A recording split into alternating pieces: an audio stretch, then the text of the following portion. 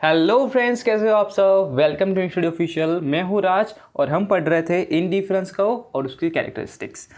Last lecture में हमने characteristics के बारे में बात की थी। वहाँ पे हमने जो सेकंड नंबर की कैरेक्टरिस्टिक थी वो पढ़ा था, जिसका नाम था indifference curve is convex to origin.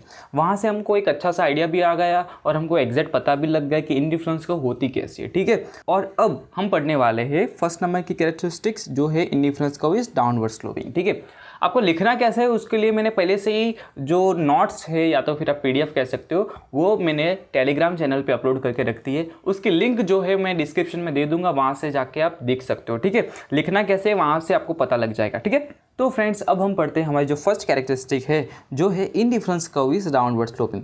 अब indifference curve is downward sloping का मीनिंग क्या होता है कि जो भी हमारी कर्व है वो कुछ इस तरीके से नीचे आती है। अब नीचे आती हुई कर्व को बोलते हैं हम डाउनवर्ड स्लोपिंग। ठीक है, और अगर कर्व जो है वो ऊपर जाती है तो उसको बोलते हैं हम अपवर्ड स्लोपिंग। ठीक है, तो हमको यही याद रखना है कि हमारी जो इंडिफरेंस कर्व है वो लेफ्ट से राइट तक नीचे जाती है। ठीक है, हमको इतना ही याद रखना है। और अगर फ्रेंड्स आपको याद हो तो हमने जो भी फर्स्ट लेक्चर में सारी की सारी कर्व्स देखी थी, वो अगर याद हो तो किस तरफ थी, लेफ्ट से राइट तक नीचे की ओर थी। देखो मैं आपको दिखाता हूँ। देखो हमने यहाँ पे भी दिखा था कॉन्केव में, तो जो कर्व थी वो कुछ इस तरीके से थी। यहाँ से लेफ़्ट से राइट की ओर थी, नीचे तरफ जा रही थी। ठीक है, सेकंड वाली में जो भी हमने देखा था वहाँ भी स्ट्रेट लाइन थी, तो वहाँ पे भी हमने देखा कि लेफ़्ट से राइट तक नीचे जाती थी।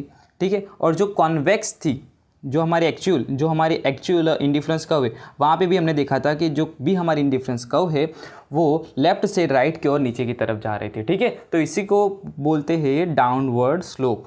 क्या बोलते हैं इसको?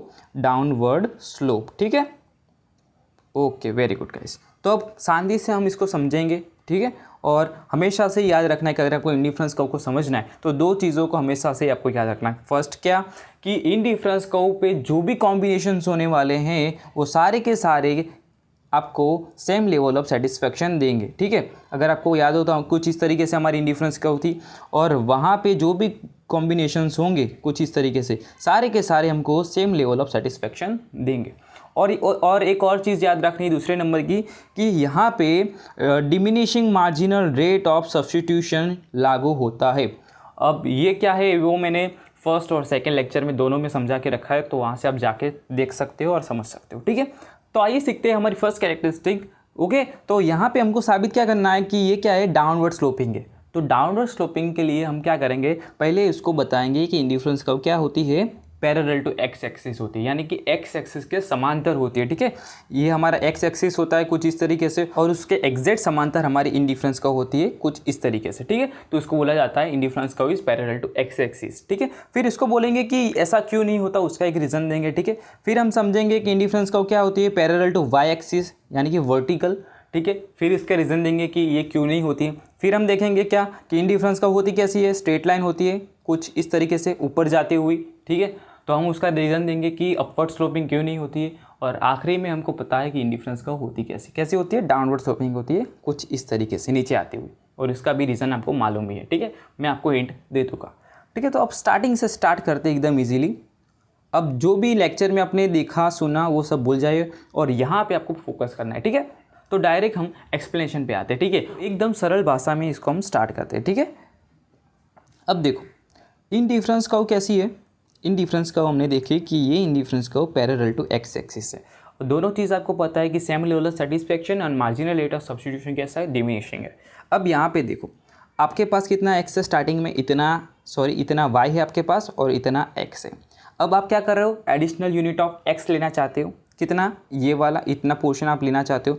तो नियम क्या है, क्या अगर आप extra additional 1 unit of x लेना चाहते हो तो आप क्या करोगे, वाई यूनिट को पहले ज़्यादा मात्रा में छोड़ोगे। ठीक है, तो यहाँ पे तो आप देखोगे कि वाई तो आपने छोड़ा ही नहीं।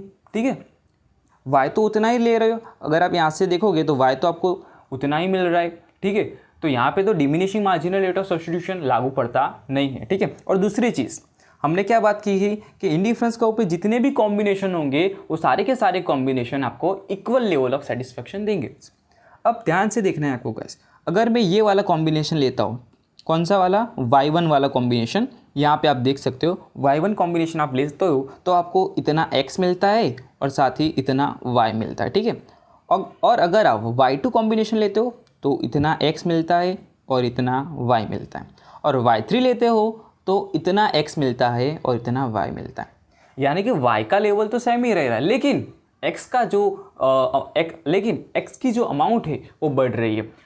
और मैं अगर आपको पूछूंगा कि आप कौन सा कॉम्बिनेशन चूज़ करोगे, तो आप कौन सा चूज़ करोगे, ये वाला, क्योंकि यहाँ पे x सबसे ज़्यादा है। ठीक है, तो यहाँ पे आप ध्यान से देखोगे तो इक्वल लेवल ऑफ सेटिस्फेक्शन आपको नहीं मिल रहा है। यहाँ पे कम सेटिस्फेक्शन मिलेगा क्योंकि यहाँ पे x कम है।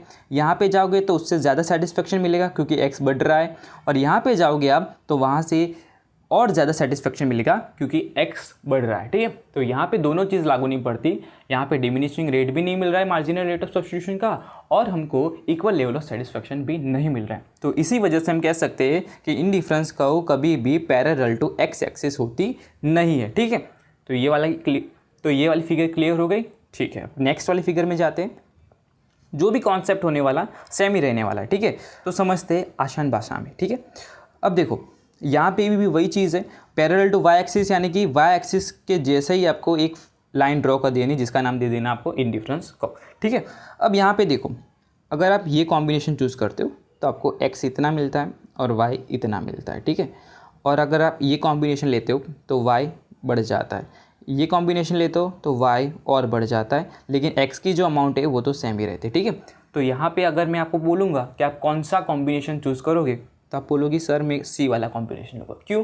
क्योंकि वहाँ पे सबसे ज़्यादा मेरे को y भी मिल रहा है और x की अमाउंट जो है वो तो हमको मिल ही रही है। ठीक है, तो अगर आप सेटिस्फेक्शन की बात करोगे तो सबसे ज़्यादा सेटिस्फेक्शन आपको सी में मिलेगा। ए की बात करोगे तो ए में आपको सिर्फ इतना ही y मिल रहा है और इतना तो x मिल ही रहा है।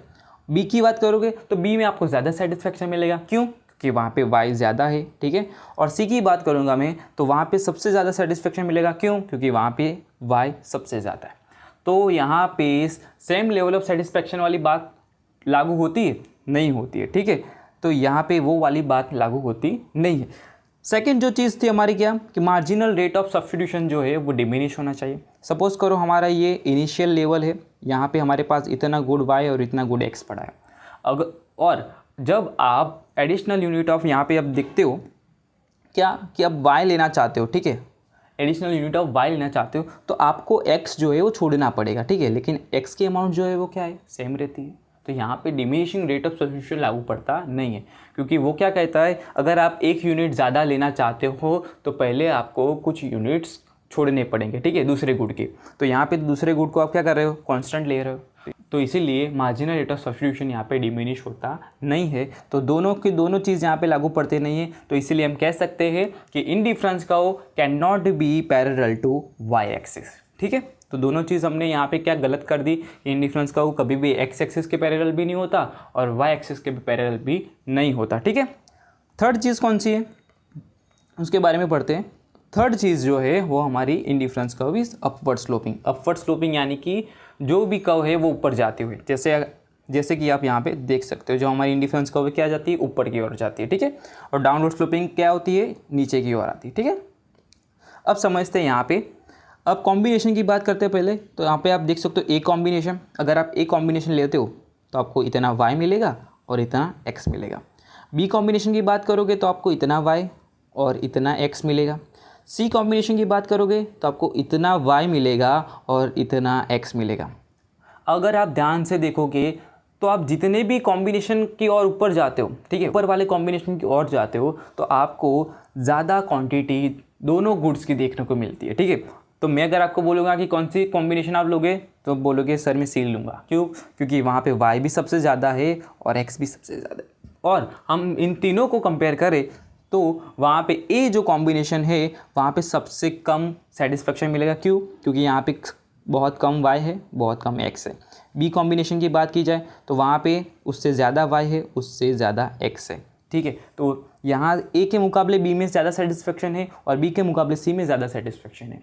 तो यहाँ पे इंडिफरेंस कर्व की जो हमने बात की थी क्या, कि इंडिफरेंस कर्व पे जितने भी कॉम्बिनेशन होंगे वो सेम लेवल ऑफ सेटिस्फेक्शन देंगे, वो यहाँ पे लागू होती नहीं है। ठीक है, तो इसीलिए हम कह सकते हैं कि indifference curve can not be upward sloping. और दूसरी चीज़ जो है कि हमारी मार्जिनल रेट ऑफ सब्स्टिट्यूशन जो है वो क्या होता है, डिमिनिश होता है, वो भी देख लेते हैं। ठीक है, यहाँ पे आप देखो कि इनिशियल लेवल पे आपके पास इतना y है और इतना x है।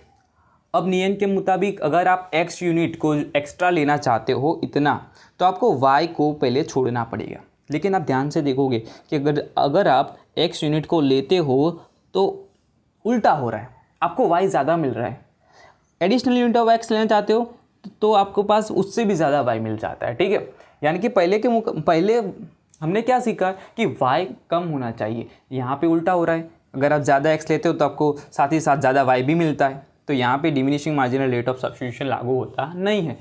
तो इसीलिए हम श्योरिटी के साथ कह सकते हैं कि indifference curve can not be upward sloping. तो क्वेश्चन आएगा कि सर इंडिफरेंस कर्व होती कैसे? तो ये तो हमने पिछले लेक्चर में सीख लिया कि इंडिफरेंस कर्व होती कैसे है, डाउनवर्ड होती है कुछ इस तरीके से, ठीक है। कुछ इस तरीके से होती है हमारी इंडिफरेंस कर्व, जो मैंने PDF में एक्सप्लेन करके भी रखा है। और यहाँ पे याद रखना है, अगर आपके पास टाइम है तो जो डाउनवर्ड वाली कैरेक्टरिस्टिक है, यानी कि 4th नंबर में, ये 3rd नंबर है, 4th नंबर कैसे होगी कि डाउनवर्ड को हमको क्या करना पड़ेगा, साबित करना पड़ेगा। तो वो वाली अगर आपके पास टाइम है तो लिखना है, अदरवाइज़ नहीं लिखोगे तब भी चलेगा। क्यों? क्योंकि आपने ये वाली जो फिगर है कॉन्वेक्स टू ओरिजिन वाली जो कैरेक्टरिस्टिक है वहाँ पे ड्रॉ करती है, ठीक है। तो अगर आप यहाँ पे भी साबित करते हो और वहाँ पे भी साबित करते हो तो एक ही फिगर 2 बार हो जाएगी, ठीक है। तो मैंने भी गलती की है वहाँ पे।